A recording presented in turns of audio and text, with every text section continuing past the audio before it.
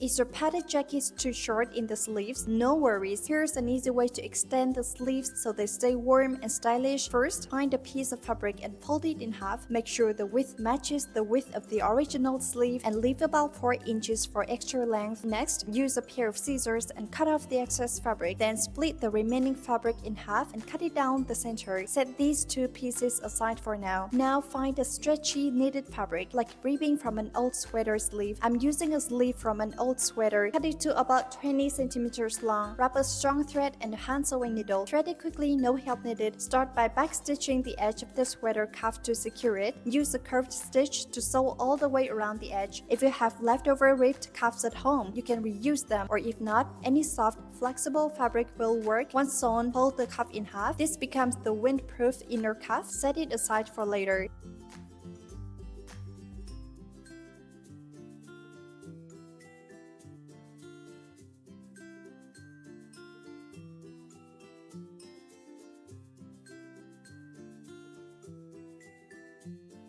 Now take the two fabric strips you prepared earlier and sew them together. Then place the extended cuff facing the sleeve, one side tucked inside, one side wrapped outside. Use a few pins to secure the edges so they don't shift when sewing.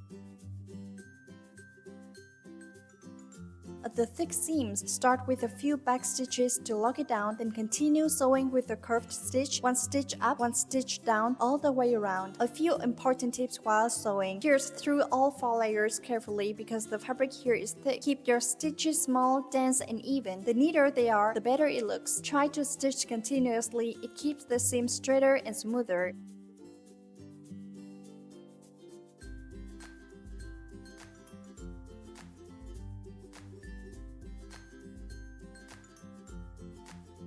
Some of you may wonder, why can you sew so smoothly without using a thimble? While at home, my needle barely moves. That's because of the tools. I used professional hand sewing steel needles. They have large eyes, easy to thread even for those with poor eyesight. The tips are sharp and smooth. They don't snag or tear the fabric. Even thick denim is easy to pierce through with these needles. Now once the extended sleeve is fully sewn on, flip the cuff outward to adjust the final length. You can adjust it depending on how much you want the sleeves to be lengthened. The longer you leave it, the warmer it will be. Finally, use a hidden stitch to finish securing the new sleeve extension all around.